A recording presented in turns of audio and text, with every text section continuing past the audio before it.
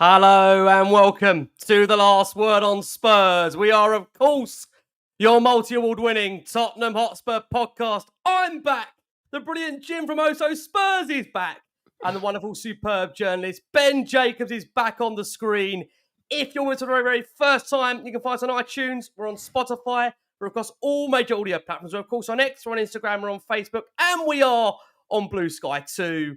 Thank you so much, I've got to say, for all the lovely messages I've received over the last week and a half or two. I know many of you wanted me to stay away in case there was going to be more transfer news. But in typical Tottenham fashion, we've had a bit of a brick wall halt us in pursuit of Morgan Gibbs-White. We'll come on to that and more of what Spurs are trying to do. And if we're going to get that move over the line, we'll be understanding what Tottenham are looking more to do in this transfer window. And helping me do that, alongside me, I've got the wonderful Jim from Also Spurs. Please check him out. But we're joined by, of course, on this show, returning, never a dull day in his life at the moment, broadcaster, presenter, journalist. You'll find him on TalkSport, Give Me Sport. He's across everywhere at the moment. Ben Jacobs is back. Ben, how are you? Love to have you join us.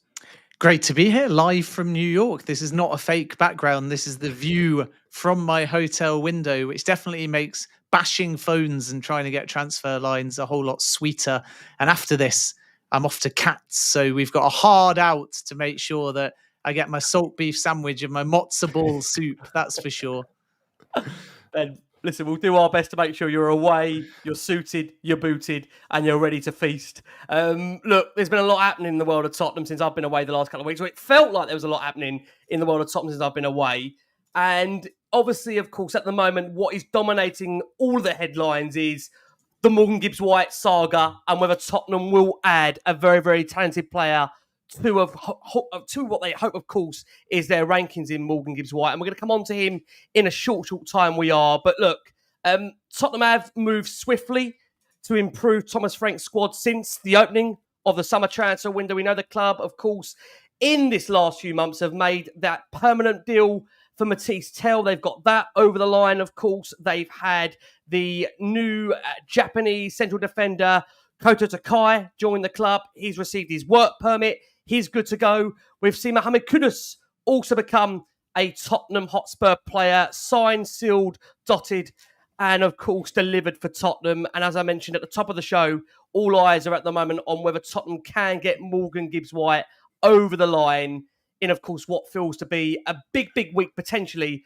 for that move for him in general. But we have to ask you firstly, what have you made so far of Spurs' transfer business since you last joining us?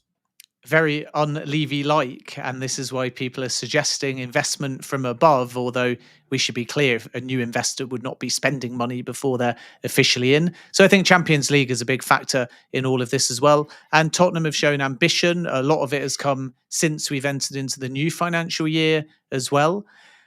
And there's still work to be done. So some of this is about backing Thomas Frank. Some of this is about showing ambition. Some of this is a reaction to the poor league performance last season.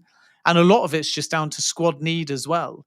And really, if we're to draw parallels, I think it's quite important that Tottenham learn from the last time they had a big spend after getting Champions League football, where something in the region of 150 to 200 million was put into the club. And I may have said this before on previous shows, but I always remember that window because it was signing after signing after signing. And the sixth one was Jed Spence. And they said it was sixth Spence. And that's one of the best taglines ever. But not many of those players really were starters, indisputable in year 11. We've improved our strongest lineup. And I've said many times that the back line for Spurs, when everybody's fit, highly competitive, one of the best defences on paper in the Premier League. But there's work to be done in wide areas and up front. And because Son naturally has a bit of a question mark over his future, a bit of succession planning too. So in Kudus and Gibbs-White, if they get that latter one over the line, that is a statement of intent. It probably wouldn't have happened without beating Manchester United in the Europa League final. But overall, we're seeing Tottenham move fast, Tottenham restructure, Tottenham back their new manager. And it all seems very positive to me. Yeah, it feels a bit like you said, we've gone from trying to get squad additions to first team improvements, which naturally are going to cost more money and typically be more in the ready now senior bracket, which is exciting for us. And the money investment we hope is, maybe Spurs have just drawn down on their £50 million HSBC facility. I guess we don't know yet, but it's clear we're looking at more than just Kudus and even Morgan Gibbs-White. Do you know anything more about other positions we might be pursuing and prioritising? Yeah, I think Matis Tel doesn't mean that another left-sided player won't arrive, and that naturally calls into question the future of Son. As an aside, it'd be interesting to see what kind of role and minutes James Maddison gets if Gibbs-White also comes over the line and Kudus is there too. I can still see Tottenham going for another attacker. We said this in the last show, on the right side, but somebody capable as playing as a second striker, or even potentially, if needed, leading the line too. Dominic Solanke will remain the main 9, but if Richarlison departs, you never know, another young striker could come in. But it's that right side as well as the left side. I've mentioned before Tyler Dibbling. We know that there's concrete interest in Yohan Wissa, and there's the Frank connection. If Mbeumo gets over the line, Wissa becomes a whole lot harder. Newcastle and Nottingham Forest, 2 other clubs to keep an eye on there. But in essence, the answer to your question is now they want attackers, they want goals, they want pace, and they want versatility. And it's a different kind of versatility because Ange Postecoglou's system was quite rigid. So having a player that could play in more than one position was beneficial, but by the same token, they would have a very defined role. And then if injuries or changes were needed, they'd switch position. Frank, you're going to see the way he plays, such a fluidity in formation and style that players in game, in half, will constantly be moving and having different roles. And this is the point of difference between the very flexible Thomas Frank with a rigid philosophy but a flexible formation, and Ange Postecoglou, who just persisted with his style. So it's actually more complicated for a player under Thomas Frank because they have to be arguably more tactically astute. And that's why having a player that's very comfortable in more than one position, because they might play in more than one position, even when everyone's fit in any given game, is going to be quite important.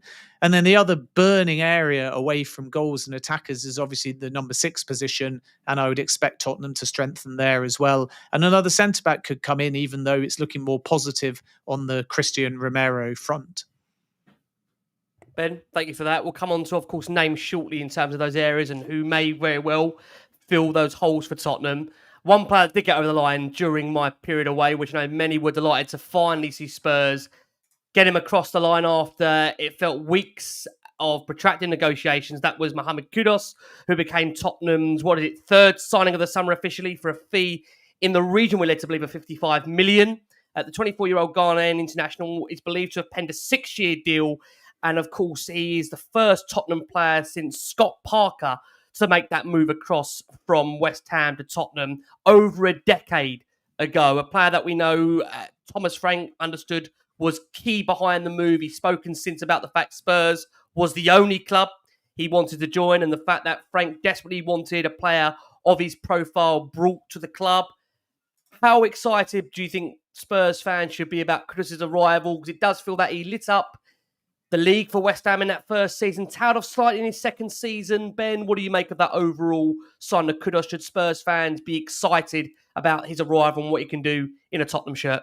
Yeah, really excited. He'll have even more freedom at Tottenham than at West Ham United. It was a deal that suited all parties as well, because West Ham really needed to get a big fee in so they themselves can get moving in the market too. As you say, it's a 6-year deal. Kudus only wanted Spurs. It all moved relatively quickly. In the end, they bid around 50 million. They went up to 55. The deal got done. And even though we got told that there's perhaps reluctance of West Ham to sell to Tottenham, and historically that's the case, they were able to do it for under 60 million, which originally was the number that they were quoted. So they met halfway. And that, again, is an indication that West Ham really need this money. Their window so far has been underwhelming and very slow to get started. So this was not as difficult a deal as maybe would have been presumed 6 months ago, when Tottenham wouldn't have had Champions League football guaranteed, when West Ham might have felt they could get another outgoing, and everything's just fallen in the right way to make this deal relatively easy in the end, despite the fact that it's Tottenham doing business with West Ham United, which, as you say, hasn't happened since Scott Parker. And I think what's liked about Kudus from Thomas Frank is actually the stuff that you don't see unless you watch a whole lot more closely, because everybody will focus on what he can do on the ball, his creativity, his passing and his movement. But Frank really feels that he's quite selfless, which is not something we necessarily saw as often at West Ham. But watch how, because he's intelligent, he's able to understand when to pass, when to give up the chance to somebody else, when to go alone. He's very quick over short spaces. So a lot of the times when we talk about speed, you think, can that player run and chase after a lost cause? Can that player do 100 meters in under 10 seconds? But there's just that out the block speed. And if you think about Usain Bolt, he was notoriously slow out the blocks and then gain momentum. Kudus is kind of the opposite. He's very quick when he's on the front foot to move into space. And Frank likes that because it constantly draws the eyes of defenders, even when he's not involved on the ball, which in turn, if you're playing with wide players who are touchline hugging, means the pitch is stretched. And in this Frank formation, you're going to see a lot of stretching. You're going to see a lot of unpredictability. You're going to see a lot of players, like I said before, move into their secondary or third positions. And defenders, therefore, are constantly going to be pulled away. And Frank's a lot about marginal gains because Brentford was so data-driven. For example, Bernardo Cueva, who's now moved at Chelsea, was his set-piece coach. And the creativity that they had from dead ball situations and in-game, and the manner in which his Brentford teams tried to just get little wins. Can we do more with kickoff? Well, yeah, there was a point in time where Brentford was scoring inside 2 minutes, and I think it was 7 consecutive games. And they just expected to be 1-0 up after 2 minutes or less. Throw-ins, set pieces, corners. And to benefit off that, it's not just a guy with a whiteboard drawing it up that Frank buys into. It's about the work rate of players in stationary or static positions. And Kudus is really good at that, knowing when you've got a throw in on the halfway line, how he can actually manufacture something with his movement, even if nothing looks on. So he's tactically astute. He's quick in short spaces. He's creative. And I expect this to be a really good fit, not just for Spurs, but specifically under this manager. Yeah, it gives me those Aaron Lennon memories, guys. I don't know about you. Just that way he takes on a player and cuts the byline as well. It's brilliant. But Ben, there's, as is the way of football fan, you could, I guess, take a bet from me now. You know what I'm going to ask about next. It's shiny object syndrome. Morgan Gibbs-White, it hit us out of nowhere. And it's given us so much excitement because he's a player that would add so much to Spurs, especially going in to have to compete on multiple fronts. And then with the same level of suddenness, it was almost taken away from us with the legal situation around the release clause of Marinakis. And you can understand why Forest are very protective. They've already sold Elanga. But can you give us the latest on what's happening in this whole situation? I think everyone's itching to find out. Is it still moving? Is it on pause? What's going on? It's complicated and legally sensitive, but in essence, Spurs haven't given up, and there is still some optimism that the deal can get done simply because Gibbs-White wants the move. Forest are using 2 tactics. The first, as they're entitled to, is the threat of legal action. We have to see whether that materializes. And the second is just this limbo or delay, regardless of what happens, gives them the opportunity to both look at potential replacements, and Leicester's Bilal Al-Khanous is one option, but also see whether this uncertainty makes Gibbs-White change his mind. And I think you've almost got the 2 extremes, signing a new deal, but he's rebuffed those advances for a year, or the move just happens. But I don't think we're going to see a situation where he neither signs a new deal nor moves to Tottenham, because that won't necessarily suit the player. And suddenly you're starting a season with somebody that ultimately wants out. So it reminds me of the Michael Olise situation 2 years ago, where Chelsea triggered Olise's complicated clause. Crystal Palace said, no, you've not gone about it in the right way. And then it resulted in Chelsea backing off, and Olise signed a new deal and he went to Bayern Munich a year later. So one option is that if Spurs back off, I think Gibbs-White would end up having improved terms. But make no mistake here, Tottenham argue they've done nothing wrong. Tottenham still think that this deal is going to get over the line, but we have to wait now to see if Nottingham Forest follow through on their threat. And that's a key point, because if they don't, Tottenham are equally entitled, by the way, to take legal action of their own. They can say, this clause is legit, we've triggered it. They're not acknowledging the fact that we've triggered it legally, so they can also make a complaint as well. So there's quite a lot of grandstanding going on at the moment, and I sense the grandstanding is a ploy and a play by Forest to see whether they can get Gibbs-White to change his mind. But at the moment, Gibbs-White wants Spurs. The other thing that makes it go away is Tottenham can't at the moment trigger the clause, but they can make another offer. So do they acknowledge some kind of culpability, even if they don't say legal guilt? And do they say, if we give you a bit more than the 60 million, can it all just go away? And that would effectively be some form of informal mediation. So all of these things are swirling around at the moment. And despite the fact that Forest have written to Spurs, and despite the fact that Forest say that they've communicated to the Premier League, at the moment there is no active legal action and there is no investigation from the Premier League. Of course that can change, but it requires Forest lawyers to go from words to action. And that hasn't happened yet. And then just to come back to the clause, because I've been asked this so many times, and I do think it's worth explaining. People say, if it's a release clause, it's a release clause. Once you know about the release clause, however you know about the release clause, you trigger the release clause, and then you get your player. Isn't it just as simple as that? But Forest's argument is you only know about a protected release clause, with the keyword being protected, by going through the front door. So if you've learned about the clause without Forest telling you, you must have, in Forest's eyes, learnt about the clause illegally. And some clauses, I wouldn't want to pin myself on saying definitively this one, but some clauses from my experience of this type of issue are protected, are secret. Some players and agents sign confidentiality saying they won't share them. And clauses can also be threshold based. In other words, they're secret and they're non-declarable until you bid at a certain threshold. And then the club becomes obligated after a certain threshold to tell you about the clause. So if you bid 40, it may be a case of, we don't have to tell you there's a 60 clause, but if you get within 5 of the clause, you have to declare the clause. And if you go over the clause, you have to declare that actually you can do it a bit cheaper as long as you match the terms of the clause. So all of that can be factored into this too.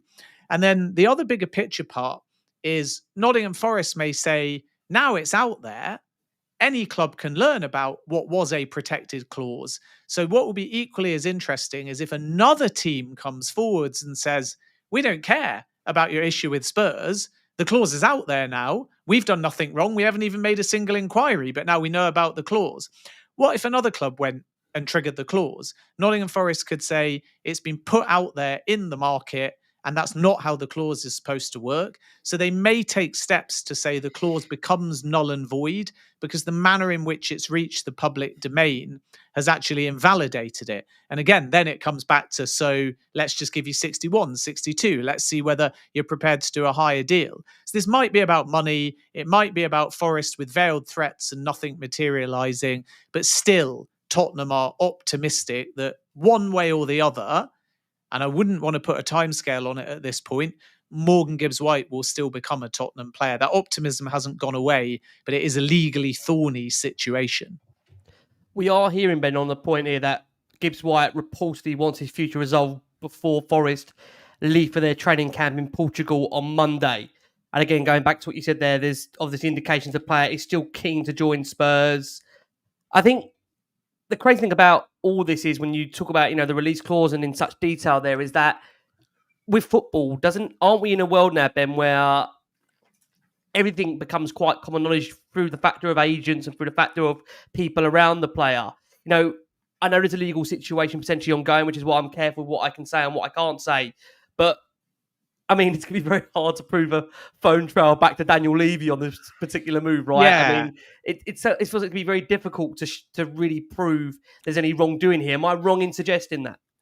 No, but legal cases take time and windows go fast. So it may not even come down to right and wrong here. It may come down to time. And if Nottingham Forest are refusing to engage with Spurs, answer Spurs, or allow them to trigger the clause, then right or wrong, if time just ticks away, even if it becomes acrimonious between Forest and Gibbs-White, the window can shut before these things resolve themselves. And actually, one legal question I'm going to ask, but I don't have the answer to yet, maybe there's some legal experts listening, is what would happen if it was only prevented because of the fact that Forest dragged it out in legal terms and then the window shut. And then subsequently, by the time you resolved it, it became established by the Premier League or even in a legal court that Tottenham are entitled to trigger the clause.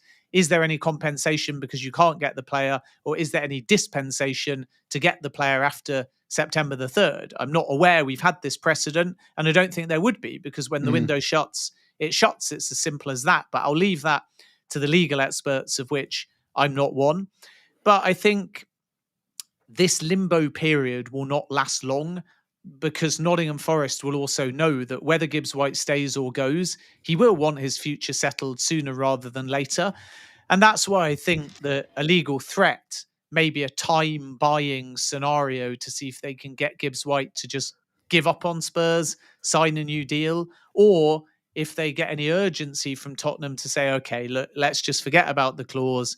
We'll give you a bit more than the clause on different terms, and then we'll all just call it a day. And that might be another way of resolving it. So there's too many ways to resolve this, which is why I think that we will get clarity sooner rather than later. But I wouldn't want to put a timescale on it, simply because we have to understand if Forest first are going to take the threat of legal action and actually manifest that in an actual case, whether legally or whether through the Premier League's mediation. And if so, that could change the dynamic and the timescales at play. There can even be a situation, by the way, where Tottenham get told the clause is valid legally, and then Forest are told you've got no choice but to allow it to be triggered. And then Forest might have to retrospectively try an appeal against that. So there's too many permutations, unfortunately. And I know people want black and white. Is Gibbs-White going to join Spurs? They're optimistic, is the short answer. But hopefully the long answer and the context, which is really important here, tells you that it's probably better to err on the side of caution, let a potentially legal situation play out. And then in the coming days, we'll have a much clearer picture of what the next steps are. Do you think, just finishing on this point, Jim, because I can see with a lot of fans online, Spurs fans, that there does appear to be a degree of frustration now. Many just want the deal to be done, or arguably, is this, do you feel, Jim, delaying us in terms of the window and in terms of the fact our first game in pre-season is on Saturday, and the fact that at this moment in time, Kudus is the only real recognised, established player that's come in the door in the summer? Can you understand fans' frustration on that, Jim, or do you just think we have to let this situation play out? Yeah, absolutely I can. And I think it's partly driven from how much we batter down the hatches with transfer news at Spurs, because if this situation was going on, but us as fans had confidence that we were still working on 2 or 3 other targets of note that are exciting and those deals are progressing, I think we'd all feel better about it. But you can only go with what you know. And all we know is we've signed Mohamed Kudus.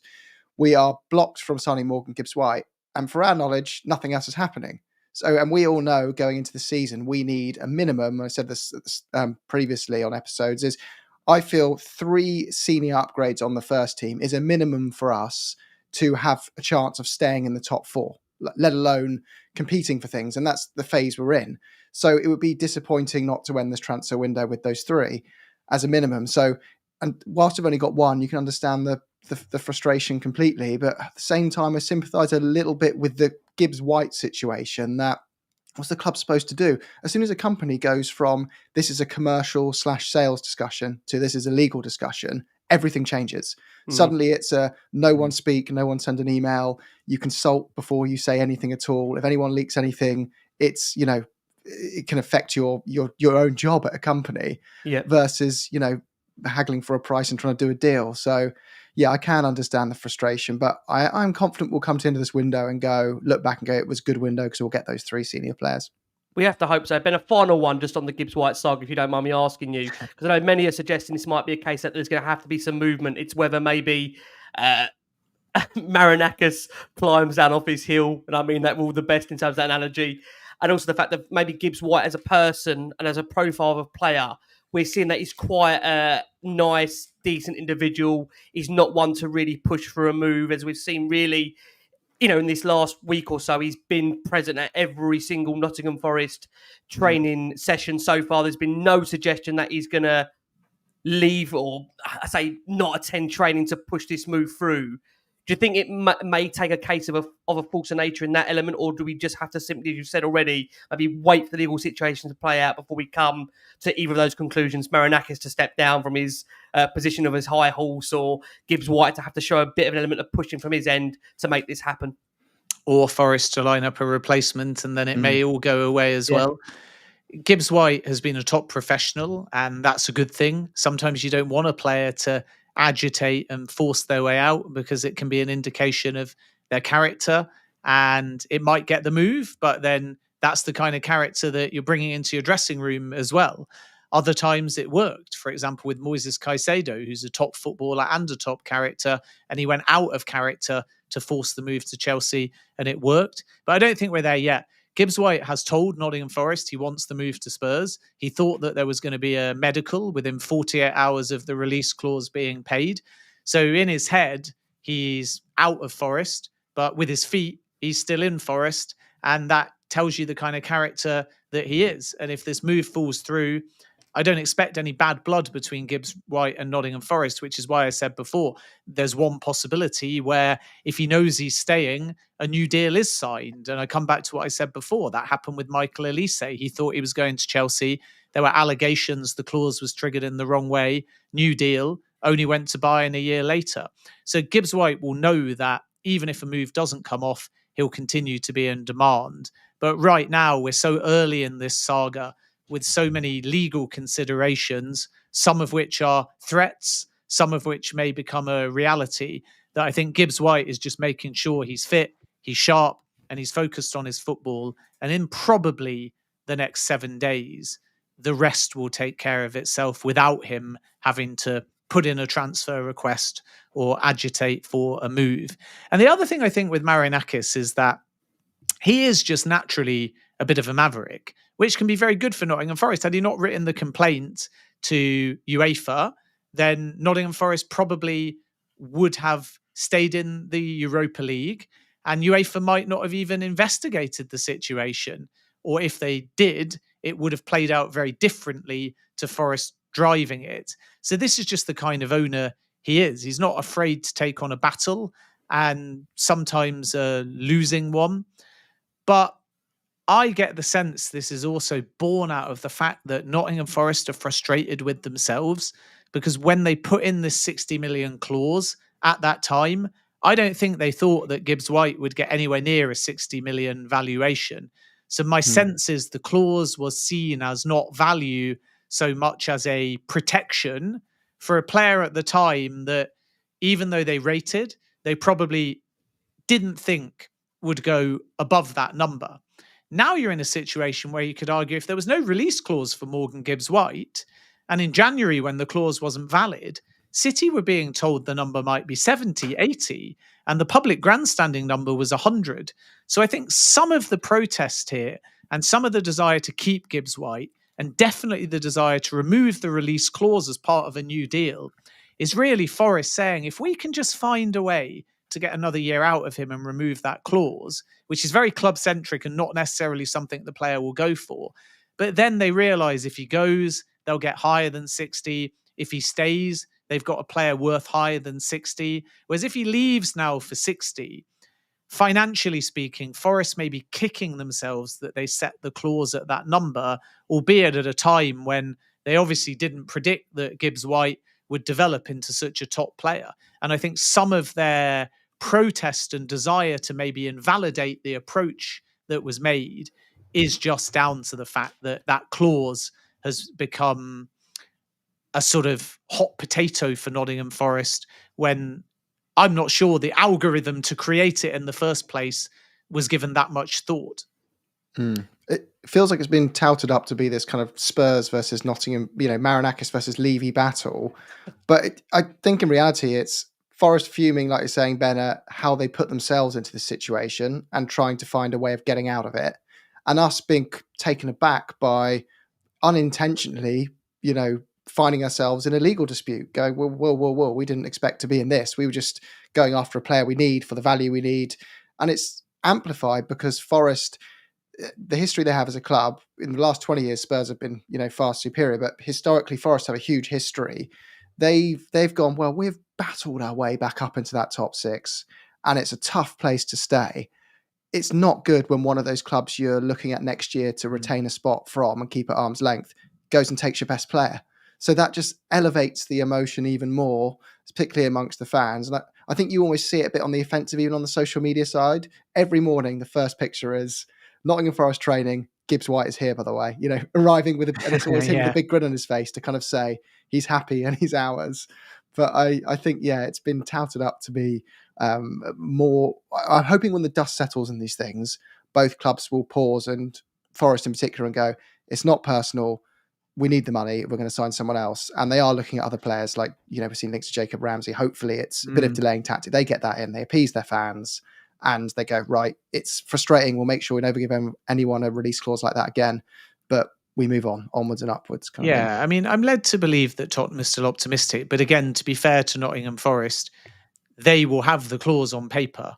So if Spurs didn't go through the front door and learn of the clause based on the clause terms, even if people say it happens in football, and even if people say clauses are clauses, and once you know about them, you can't hide from them, Forest may be able to point to a bit of paper. So we have to be fair to that there are genuinely ways you can learn about a clause or trigger a clause that are not the proper way. This happens in football too. Does it always get policed? Does it always get legally enforced? Does it always get challenged? No. But there are ways that you can learn about things that are not the done way. And we have to be fair to both sides here, because we don't know how Tottenham learnt about the clause. It's wrong to assume you got it from the player side, you got it from the agent side. We have no idea how Tottenham learnt about the clause. I've asked, but I have no clarity on that. So I don't think appropriate as a journalist to be saying they learnt about it this way or that way.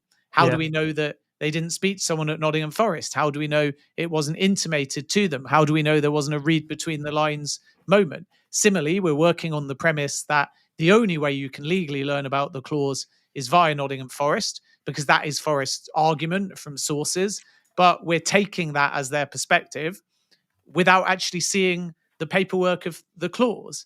So it's a difficult one to cover as a journalist, because what happens is all parties hope the clause never gets out there and the deal gets done. The clause gets out there in the media and both clubs shut up shop because they know they might have to litigate. So they don't want to litigate via the media first. Why tell your story and the reality to the media like you normally would get from sources if you know if it gets out there in the media first, it might compromise a potential legal case. So both clubs have kind of battened the hatches, which is very normal. And therefore, with it being so legally sensitive, I think it's just fair to bill it as Nottingham Forest say Tottenham learnt about the clause in an allegedly illegal manner. Tottenham deny that and say they've done it by the book, but they can't trigger the clause because Nottingham Forest are threatening to challenge it legally. So either that will run its legal course or the legal threat will be pulled away. And in the meantime, either the deal will get done either for the clause or around the clause, or Forest will use the limbo to try and get Gibbs-White to extend somehow, in which case triggering the clause doesn't matter, because if you trigger the clause and the player says, I don't want to go, triggering the clause means nothing. It's not an automatic, we've triggered it, so we've got him. It has to be coupled with player buy-in. So if Gibbs-White U-turns and says, I want to sign a new deal at Forest, then Tottenham have no interest in pursuing it because he's changed his mind about joining. But I'm told we're not in that scenario. We're in a scenario basically where it's legally complicated, but Gibbs-White as of now is still waiting for Spurs. Ben, thank you so much. We're going to squeeze in, if we can, our first break of the show for our listeners on audio. I've got over 8,000 of you that are watching the show live. Again, thank you so much for all your incredible support for Last Word on Spurs. We ask you to keep liking, keep subscribing. As always, we've got a huge amount of shows to be bringing you across the summer, where hopefully we'll be having Ben on here many times, giving us a lot of Spurs transfer news with even more signings to come our way. I'm joined by the brilliant Jim at Oso Spurs. Please make sure you check Jim out. He had one of our own on there this week in Rob Daly. Terrific little interview on there. Just one of the very many that Ben is scooping up across the summer. and throwing it out to the Tottenham masses. So please ensure you keep liking and subscribing there. Very quickly, a little bit of housekeeping. We know we've got Ben tight time here, but we're taking Ben off to a lovely restaurant after this, so we've got to squeeze this in. Ben's waiting for his dinner. We're going to squeeze in very quickly. We'll remind that we are delighted to once again be up for the nominations for the Football Content Awards at 2025 in the Best Podcast category. If you want to nominate us to scoop another trophy, you can do so by either hitting the QR code for those that are watching the show live, or you can go to our episode description box, follow the link there and vote last word on Spurs. And also a reminder, you're going to need it. Champions League football is coming back to Spurs this season. We're delighted to be bringing you NordVPN's baby in 𝐂𝐤𝐤. For those that are looking for an affordable eSIM data for international travel, 𝐂𝐤𝐤 is where you want to go. Use the code ELLIOTT at checkout to get 15% off your first purchase. That, again, you can access through the QR code and also via our episode description box. We're going to swiftly move on. There's so much to cover during this show. And we're going to turn our attention next to a name that has been doing the rounds recently to try and understand a bit more about whether a move could be possible, Ben. And that is of Adam Wharton at Crystal Palace, a player that, look, I've said for a very, very long time on Last Word on Spurs, I would love Spurs to try and get this man over the line. You know, I think for Palace, any deal, in my opinion, I'd be great to get your thoughts on it as well, Ben. I think Palace might be looking for a record fee for Adam Wharton, undoubtedly the standout player in their team in terms of that midfield and the way he really does carry the ball with such precision and decision-making and really brings that ball out from the back. We are led to believe that at the moment there's nothing in terms of indications that this move is ongoing. Have you heard anything, Ben, about Adam Wharton to Tottenham being any kind of possibility this summer? No, not actually one of the names that I've heard. And naturally, now Thomas Frank's come in, there'll be a reassessment. But price, as you say, is the big issue. I think Crystal Palace want to sell Mark Gahey. We know that Tottenham tried for him in January, and they want to do so because Gay's only got 12 months left on his deal. But I'm told Palace would fight to keep Adam Wharton. So I'm not so sure that this one is going to develop. The price will be prohibitive, even if Tottenham were interested. And I understand why a lot of fans get excited by it. But at this stage, I'm told there's nothing developing between Adam Wharton and Tottenham other than a natural appreciation for the player. I'll be intrigued if anyone does make an approach, what the kind of fee might be and whether or not it's pushing 100 million, as some have suggested. But really, Palace's main aim is to keep hold of as many of their stars as they can, other than Mark Gahey, because there's an acceptance he won't renew and they don't want to lose him on a free transfer. So he's the one outgoing. But I actually think that Crystal Palace will do what they can to keep Wharton. Eze is a more interesting situation because there is a 60 million plus 8 million release clause. So if somebody wants to trigger that, then there's absolutely no choice but to allow the player to speak to an interested club. We hear a lot about Tottenham and Arsenal, but as I revealed a few weeks ago, the Spurs' interest in Eze hasn't really materialised or developed. They've obviously turned their attention anyway to other players in that more central area, i.e. Kudus, who was their top priority, and also now Morgan Gibbs-White. Some have asked me if Gibbs-White falls through, would they not go back in for Eze? Well, yes, the appreciation's there, but it's really Arsenal that are holding all of those talks at the moment. And again, nobody's approached Crystal Palace. So Palace's perspective, a bit like Bournemouth at the moment, is there's constant links, there's constant interest, there's constant player talks. And yet, how many bids have actually arrived to Bournemouth for Zabanyi other than PSG, for Justin Kluivert? Leverkusen haven't bid yet, despite some interest. And after losing Dean Howson to Real Madrid, Bournemouth were essentially like, we'll just keep hold of as many as we can. I think Palace are looking at this window the same. A lot of noise, but actually they're hoping that nobody comes in for Eze, nobody comes in for Wharton, nobody comes in for Mateta. And right now we're halfway through the summer and they haven't actually received any bids for any of those three players. And it's not just about the incomings, is it, Ben? Spurs we've got quite a bit of work to do on the outgoings as well, as it's been reported by many people. You know, the squad status is looking quite full at the moment, effectively, and to register these new exciting players, which we're going to need to get in, we're going to need to offload some. You naturally look to the contract status of players and age when you profile who's likely to go. Bentancur and Bissouma both entering the last year. Do you see them exiting? Is there any kind of noise about that? Yeah, nothing is imminent with Yves Bissouma, but an exit is anticipated. I agree with you about Bentancur, and I'd still add Richarlison to the mix as well. I know that we've heard fresh rumours in the last 48 hours about a possibility in Brazil. You've still got Saudi Arabia as well as an option, but the player would have to be more open to it than he was a year ago. And that's a way of Tottenham also bringing in some welcome income. I don't think Everton are going to return for Richarlison. We've heard that do the rounds a few times, but I'm not aware of Everton pushing for Richarlison. I think that they'll possibly, even with Dominic Calvert-Lewin departing on a free transfer, want a slightly younger profile, and there'll be some reservations within Premier League pace and physicality about maybe Richarlison's injury record. So it's not like Tottenham are transfer listing him per se, but naturally, if they can get good money, which a year ago was 60 million, maybe that price has dropped now, he could be another exit as well. But actually, they've done a lot of work on their incomings, but there's some work to be done on the outgoings to take them to a point where these exits are actually about to happen or getting close. Because right now, I checked this morning, and in the case of Richarlison, Bentancur, and also Bissouma, not much movement at the moment, but that may change as we get into the late part of the month or into early August, because Tottenham don't want to have this mad scramble at the end of the window. Thomas Frank, just as a bit of insight, when he was at Brentford, worked on a series of mini deadlines that were self-imposed.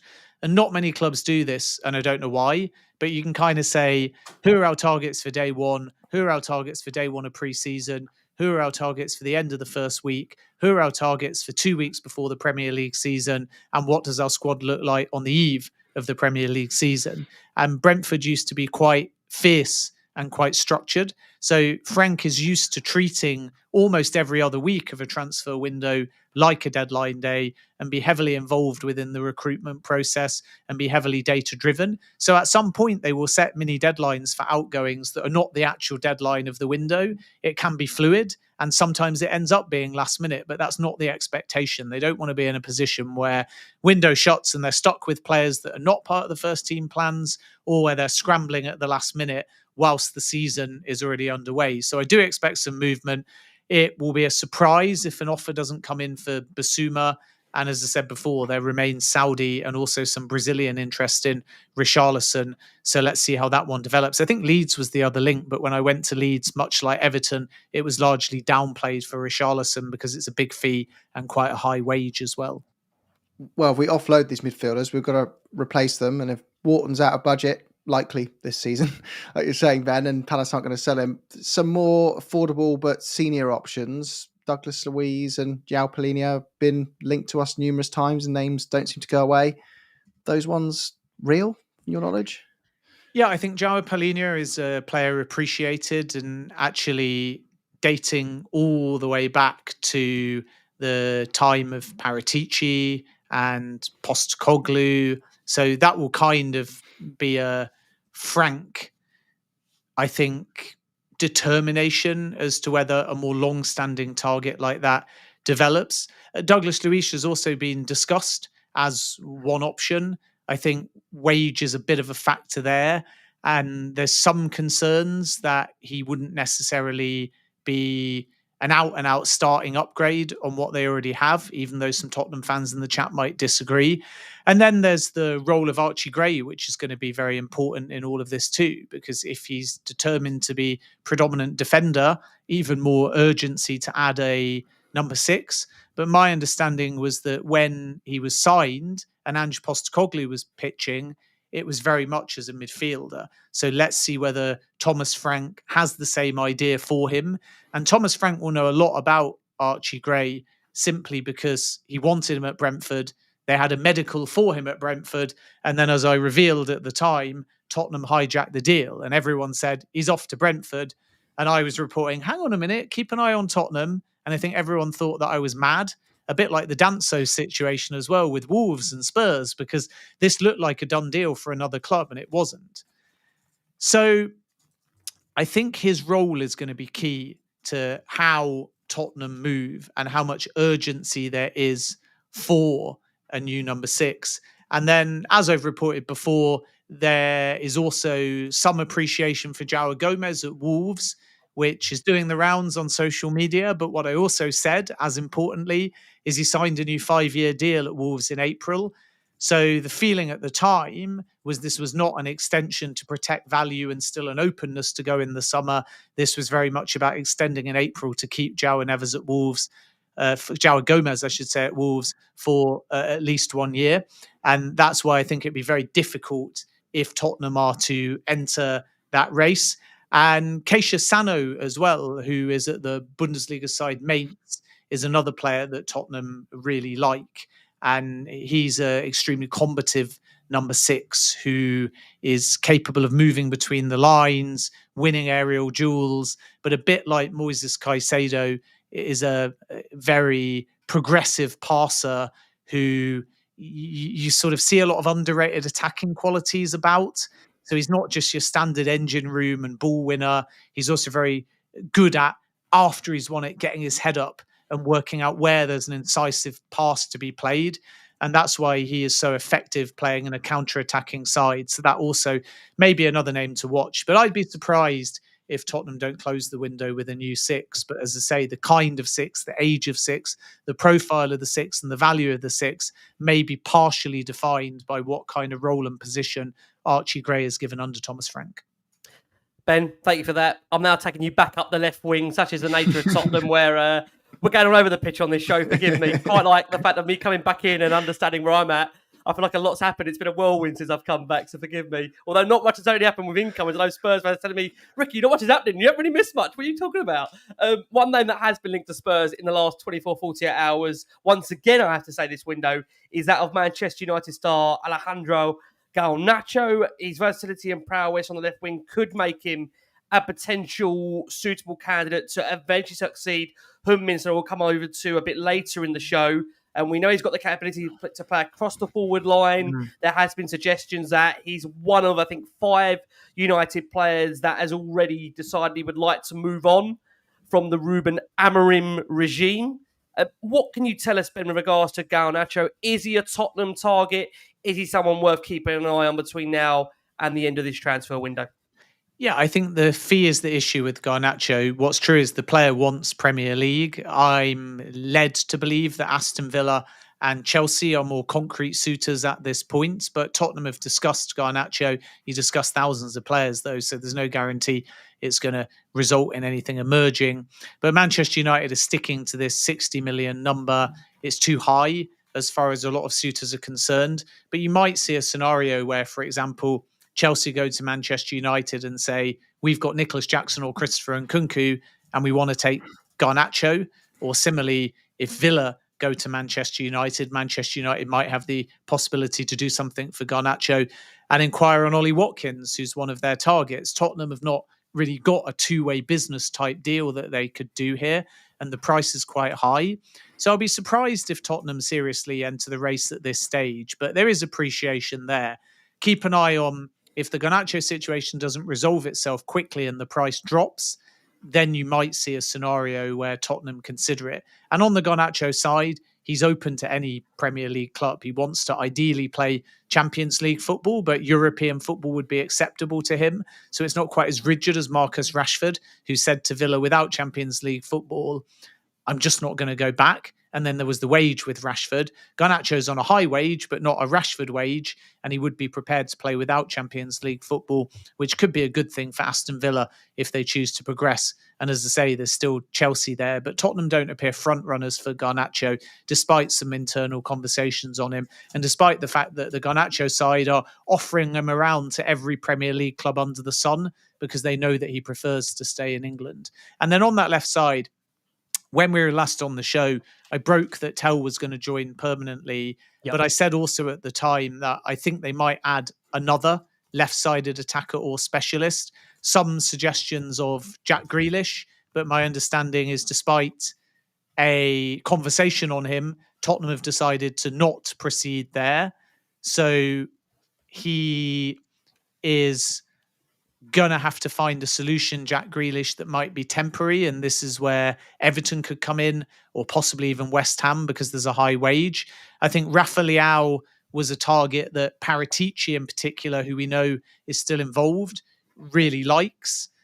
So that one could develop if a scenario arises where the price drops and the player shows a willingness to finally leave Milan.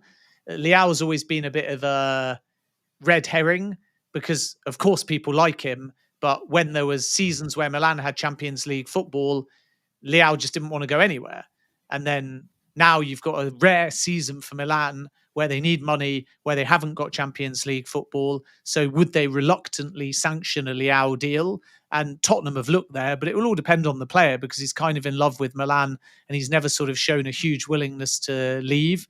I'm surprised that Tottenham haven't entered conversations for Lookman because a year ago, that was a player that I was told had a lot of Premier League interest and suitors, but they're not advancing on it at the moment, and other clubs are. And Lookman really wants out of Atlanta, which means you might get quite a good price there. But it doesn't appear that Tottenham are yet entering into that race, despite some initial discussions a year ago. But all of this shows you one thing, that it's not just Matis Tel. They want to explore another left-sided attacker, whoever that may be. And that will naturally call into question the future of Son, who after this pre-season tour in South Korea will sit down with the club to determine what's best for his future. Well, hopefully Gibbs-White is not a replacement for the next name I'm going to ask you about, Ben, and we're going to have both next season. But there's always links about James Maddison and teams in Saudi Arabia for some reason. Al Hil's particularly been linked to him recently. Have you heard that might have some truth to it? No, James Maddison, I'd be surprised if he went to Saudi Arabia. The same for Jack Grealish. We hear a lot of rumours. The clubs tend to be the PIF ones, and some say Neom FC. You may know I'm Saudi correspondent for TalkSport, so I'm relatively familiar with this region. And at the moment, I'm not hearing much developing with Maddison and Saudi Arabia. It's a World Cup year as well, remember, and he'll want to be playing regularly and at the highest level to try and force his way into Thomas Tuchel's plans.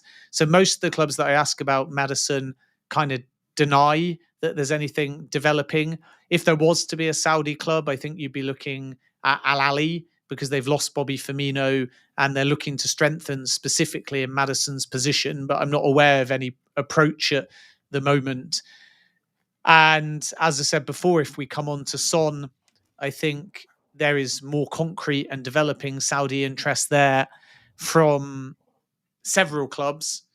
PIF, again, I come back to Al Ahly. They signed Galeno from Porto, but are still looking for both a central and a left-sided attacker. Al-Qadsiya, who have got their own money to spend because their owners are Aramco, the Saudi oil giant. So many other clubs have to wait for central ministry budget, but Al-Qadsiya can just buy who they want using their own money, and they've got a lot of funds. And then some say Neom FC, but I've had it downplayed in recent weeks, but we'll have to see if that develops. And I know people are saying in the chat, Son won't go to Saudi. That's accurate based on everything we know so far. 2023, 2024, he said no both times. But Saudi do feel a bit more encouraged that Son might change his mind. And from Tottenham's point of view, it's simple, really. They will allow Son the decision and they will allow Son to leave on his own terms. So if he decides with another left-sided attacker coming that he wants to leave now, having triggered his contract, they've protected the value. All parties will work to an exit this summer, but it will come late in the window because Son is going to go on the pre-season tour and specifically play against Newcastle United in South Korea. If Son decides he wants to see out his Spurs contract, then Tottenham are comfortable with that situation and looking forward to a great season with him. So this will very much be a future at Spurs or a Son exit on his own terms. Ben? You go, Ricky. You can go, Jim. You go. There were two more names, but one of them I don't think you need to waste your breath on because it will just keep you away from your salted beef sandwich longer. Is Mbeumo? I think Man United have kind of it's there or nowhere at the moment, but correct me if I'm wrong. And Wissa's the other name that has been won't go away as well. Yeah, well, the Wissa interest is genuine, and I think Wissa's open to Spurs, and you've got the Thomas Frank factor as well. I think a lot of people thought it was a red herring because when we learned of the Wissa interest, it was suddenly Kudus plus Morgan Gibbs-White, and everyone thought, hang on a minute, are they going to add three? They might. That's the reality. This is a whole new look Tottenham attack, And Thomas Frank loves the idea of signing Yoane Wissa. Challenge, as I said right at the top of the show, is that if Mbeumo goes to Manchester United first, then Brentford don't want to lose Wissa in the same window. Other thing is price, because like Mbeumo, Vissa's got a year left on his contract, but there's the club ability to automatically extend. So the valuation is based upon the fact that contractually he's basically tied in until 2027. Newcastle are going to approach, and also Nottingham Forest have tried. Valuation is in excess of 50 million. We'll have to wait and see whether it develops. And we'll also have to understand whether a Manchester United bid at 70, born out of urgency because they want Mbeumo for pre-season and they want Mbeumo before Wissa goes anywhere. But do Brentford just sit on that? People are working on the assumption, and rightly so, speaking to sources, that this Manchester United bid stands a really good chance. But do Brentford sleep on it and see if tomorrow they get a Spurs bid or a Newcastle bid or a Nottingham Forest bid? And is that bid 50, 55 million for Wissa? Because again, everybody knows you might have to pay above the odds to try and escalate the situation because they might not sanction both. So there is actually a scenario where bids for both players come in, Brentford wait, the valuation and the bids for both are fine, but then they go, we're just going to accept one or the other, and we're going to decide which one we'd rather lose and which one we're going to keep. And this is why it's a complicated situation that Manchester United are trying to mitigate by being quicker than Tottenham, Newcastle or Forest in placing a competitive bid for Wissa. And when it was clear that Newcastle lost out on Hugo Ekitike, and before an official approach to Brentford for Yoane Wissa from Newcastle, Man United suddenly put in this big 70 million package bid, first broken by David Ornstein this morning, and something that I've been able to confirm from sources. So now it's a little bit of a waiting game for Manchester United, who are confident, for Mbeumo, who only wants Manchester United and not Tottenham, despite the Thomas Frank factor. And then Wissa, if Mbeumo goes to Old Trafford, becomes a whole lot harder to get. But this is concrete interest. And it's not a case of if Gibbs-White joins, they're just going to move on to a six, a defender, etc. In an ideal world, they want Wissa, Gibbs-White and Kudus. And were they to somehow get all three, then it puts a totally different complexion on Tottenham's window so far. 100%. Yeah, totally agree. Look, we're going to squeeze in very quickly our final break of the show for our listeners on audio. We have got over 10,500 of you that are watching the show live again. Thank you so much for all your incredible support for Last Word on Spurs. I am back. Jim is back. The wonderful Ben James is back. Presenter, broadcaster, journalist. Keep liking, keep subscribing to the show. Let's turn our attention to some news that did break whilst I was away, which we hope is going to be the case. And fingers crossed he will be a Spurs player next season or this upcoming season, depending on how you want to look at that. Christian Romero, Ben. Christian Romero. I think, this one is, when we've had you on previous occasions, we've been, I think, maybe less confident Romero would be a Tottenham player, although there's been suggestions in this last week or so that Atletico Madrid have now stopped their pursuit of the central defender. At Atleti, there are reports they believe Spurs will now try and tie Romero to a new contract. And there are even reports going as far to suggest that Madrid never even formally approached Spurs about signing Romero, despite we know that came out, that public affection for Romero from their own manager, Diego Simeone. Can you give us real certainty that Romero is going to be a Tottenham player? Or can it just not be done during a transfer window, Ben?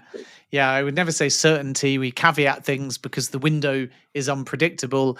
But I think the certainty will come with a new deal. So let's see whether that happens in the window, which would be atypical, or shortly after it. But that's the way to know for sure if Romero at the end of all of this signs a new deal. We know his interest to go to La Liga is genuine. He said it on record. But Atleti have now moved on to other targets because they feel that the deal isn't feasible. And that's partially because Tottenham have stuck to their relatively high asking price and insisted that if Romero's going, it has to be for significantly more than they paid, because he ultimately has been outstanding for Tottenham when fit.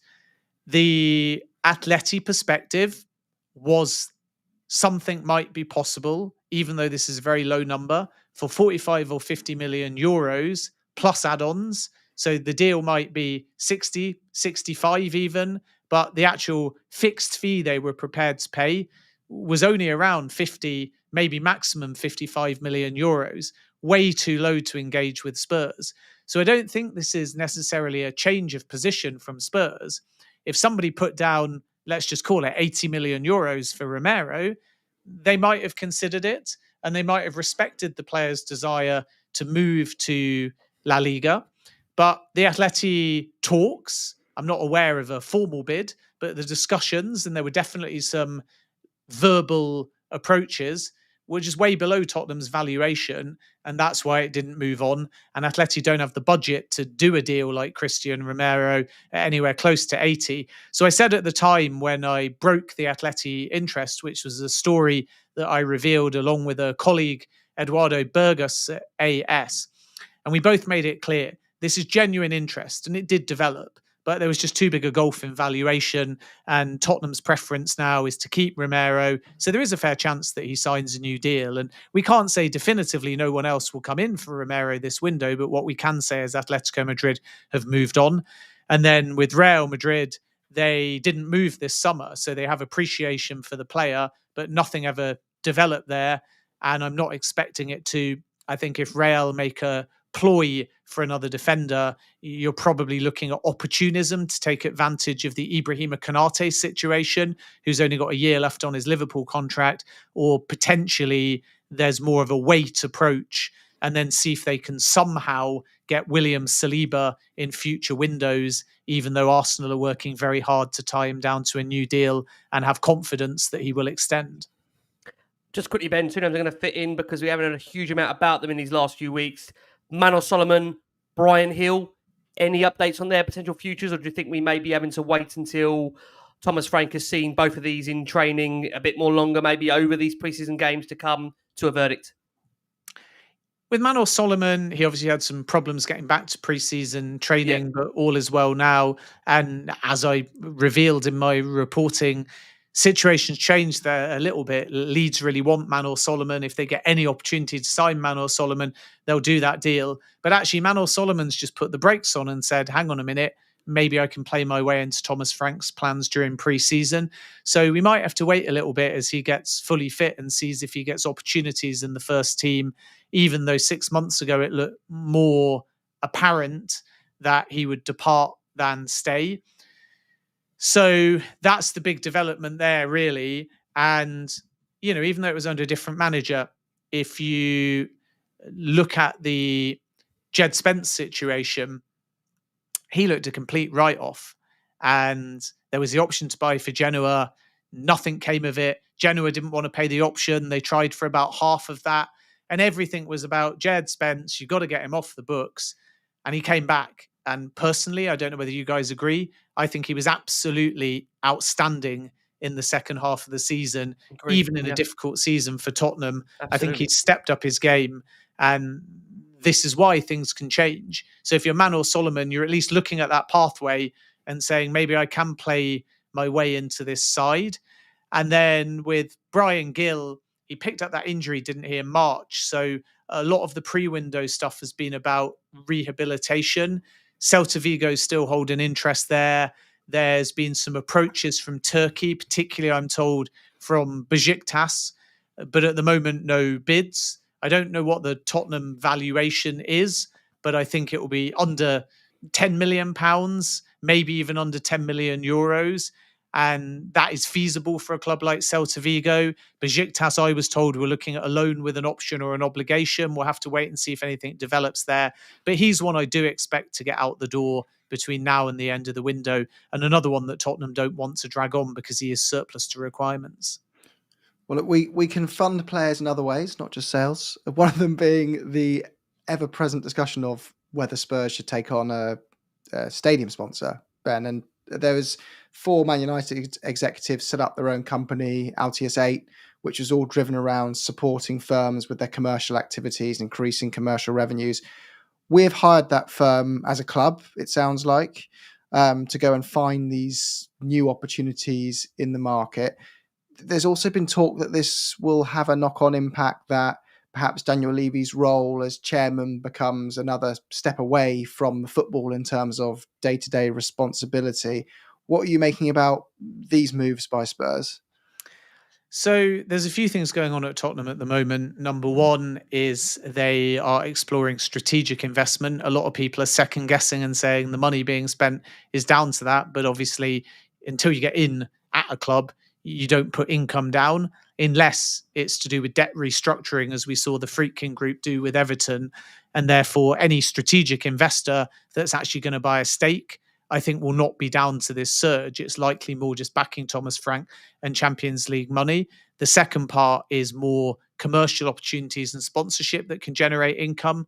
And that's the one that's moving at the moment. So the expectation is that Tottenham, sooner rather than later, will do a stadium naming rights deal. And I'm told that there's two companies in particular that have made it through to the final stage. One from America and one from Saudi Arabia. And the Saudi talks got quite advanced, but it's more an internal consideration within Saudi Arabia about whether they want to proceed and with what vehicle they want to proceed, because you've put that photo up there. And that's not, in my opinion, how Saudi would consider naming rights. So if it is, for example, an affiliate of PIF, they would have to make sure that there's no conflict with Newcastle United. If it is an entity outside of PIF, which has also been discussed by some quite senior people who I'm told are involved in this Saudi potential naming rights deal, they would also have to understand, regardless of who funds it, what's the actual name, what are the optics. And this is why it's a complicated situation, whether it's a private commercial firm or whether it's an affiliate of PIF.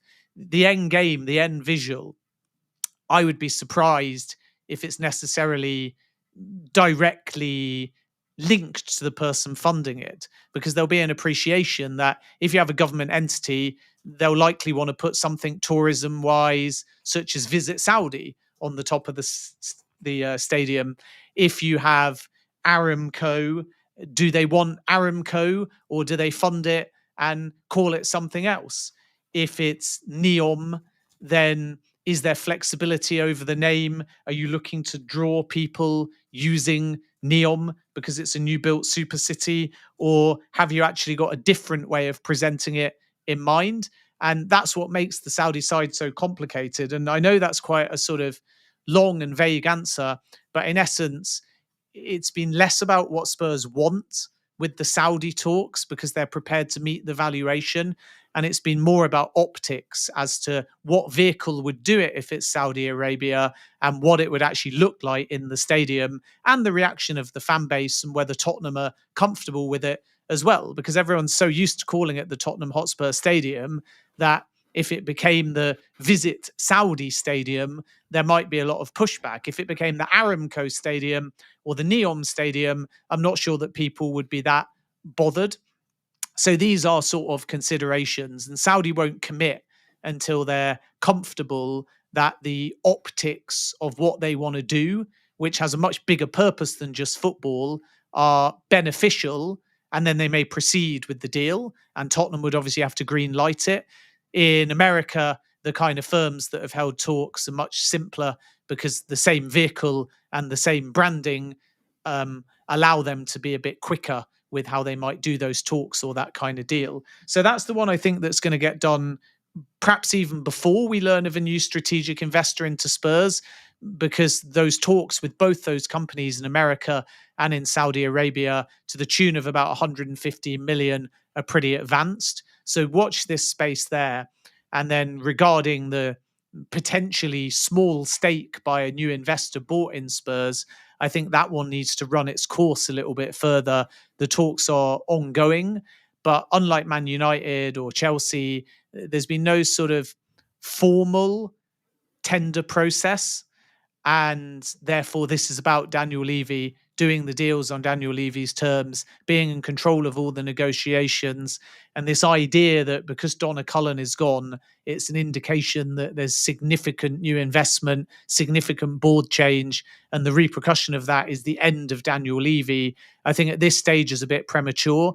I would agree from sources that board change is possible, strategy change is possible, and financial injection is likely. And I think Vinay there is very important. And by the way, Vinay is also somebody who is extremely well connected in Saudi Arabia. So if this Saudi deal comes off, I'll be staggered if it doesn't have his fingerprints all over it as well. So there is going to be a lot of that change. But specifically on the point of, does that mean the end of Daniel Levy? I think it's too early to tell.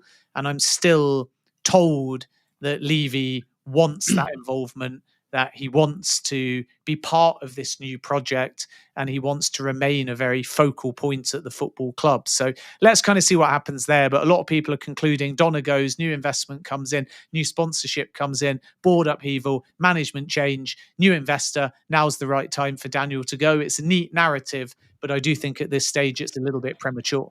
Yeah, I think the expectation, if you're expecting a stadium deal to come over the line, that we're suddenly going to open the floodgates and sign loads of players, isn't the case either. They're not worth half of what a typical shirt sponsorship can be worth. Spurs signed theirs in 2017, and that's worth 30 million a season to us, right? A big stadium deal would be worth around 20 million a season. So it's not. They help when you amortize 20 million pounds a year over a player. That's 100 million pounds potentially a season, but you got to include wages into that. But it's not going to turn us suddenly into spending like Man City and being up there in terms of their revenue. And like you say, I think you could look at it two ways, and you're going to base that on your opinions on more than anything. Is Levy being pushed into a different role, or is this part of his plan to grow the club and take a backseat in terms of the footballing decisions? That's what we don't know right now. But yeah, just jumping back to the players real quick, there's a couple more we just wanted to cover off. Harvey Elliott and Jacob Ramsey have been brought up a few times. Have you heard much on those? Jacob Ramsey actually looked at Tottenham in January as well, not necessarily a player that Villa are looking to put on the market, but somebody that is appreciated by Tottenham for sure. Xavi Simons, by the way, is the other one that we spoke about on the last show, a different kind of player to Ramsey, but another one that definitely is on Tottenham's radar, especially if a scenario arises where they can fund the deal, because it might be as high as 80 million euros. It all just depends on how many of the add-ons are already due to PSG from Leipzig, because the fixed fee was only, I think, 50 million euros from memory, and the rest was all in add-ons, taking it up to 80 million. So what the price is for Xavi Simons will ultimately depend on if Tottenham move or not. But that could be one to still watch, because Tottenham certainly appreciate the player.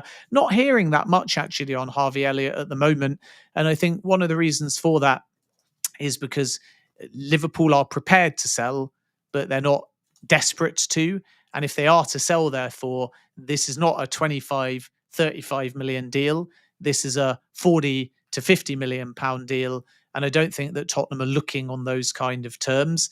I'd heard Everton, I'd heard West Ham, I'd heard Leipzig, and also some interest from Galatasaray, but I don't think the player would want to go there. The Euros he's had has put him in the shop window. It's raised his price further. It may have given Liverpool even more confidence that if he goes nowhere, he's an excellent player for them to have. So something could move with Harvey Elliott, but having made a few inquiries today and yesterday, I'm not so sure that Spurs are necessarily one of the front runners at this point.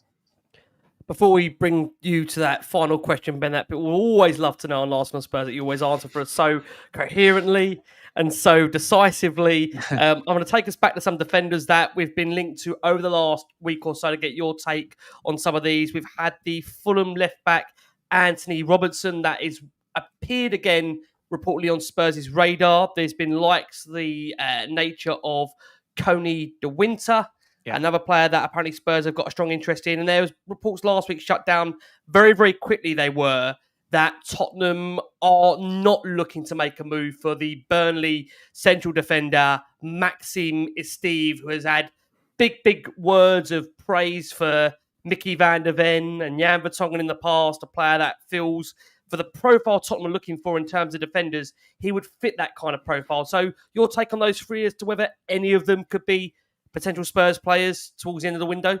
Yeah, I think Esteve is true that they're not necessarily looking. Hato I've seen in the chats, but not what I've heard for Tottenham. It's more Chelsea, Liverpool, Arsenal historically as well. Ghea, like we mentioned before, could only become a possibility if the price drops, but we know they were prepared to drop 70 million for him in January, or at least that was the bid. Sometimes these bids are done for optics when you know they're going to be turned down, so you bid big.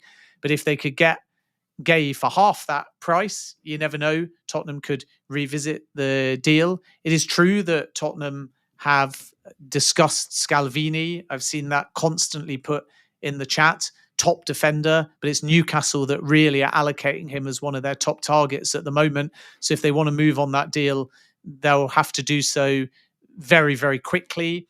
Anthony Robinson, I think, has legs, and I can foresee a Fulham exit this summer.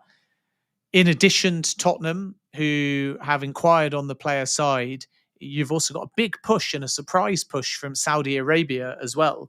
And there's a couple of clubs in Saudi Arabia that feel they may be able to get a deal in some kind of shape or form. I'm personally not so sure, because I think there's a very common pattern with the Saudi market where in a World Cup year, a lot of players just don't want to go. They don't want to switch from morning training to night training to late games.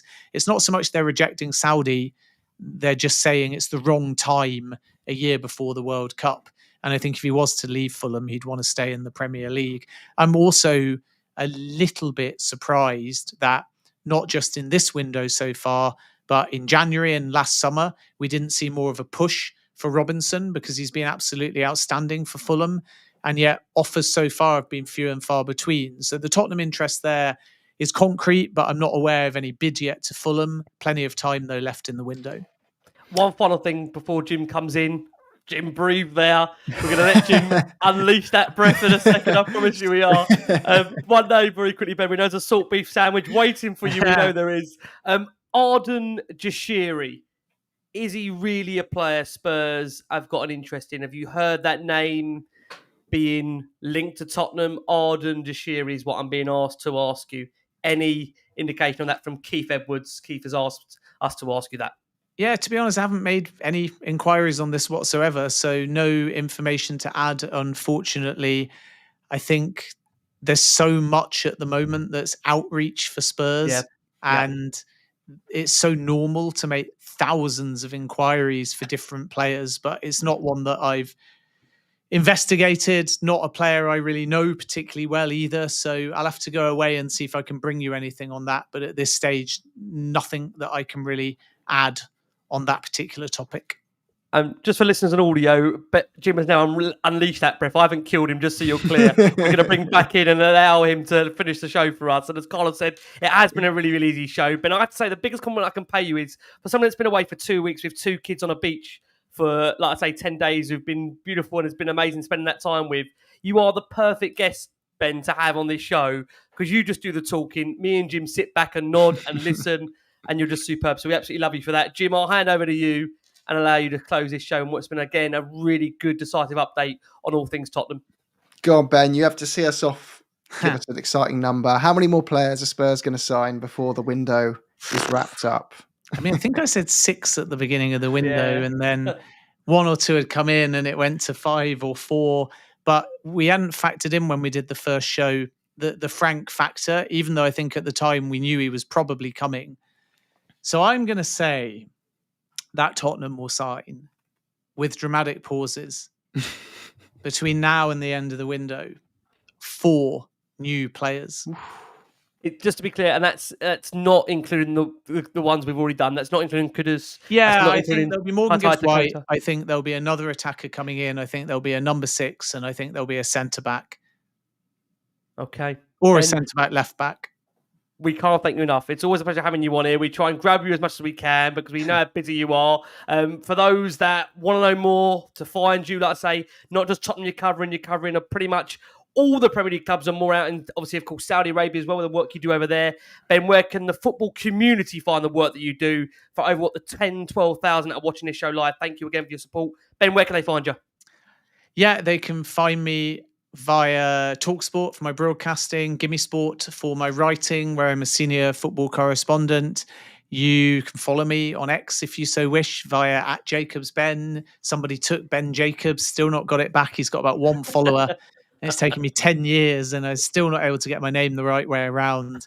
And now it might just confuse people if I get the new handle. Ben David Jacobs on Instagram. It used to be all dogs, but in the last 6 months, I've turned that into a professional account. So there's a bit of transfer news on there. And more importantly, I'll always come on here, wish you guys the best of luck with the Football Content Awards. Make sure that you vote and get them gold, silver, bronze, whatever it is when they hand out these awards.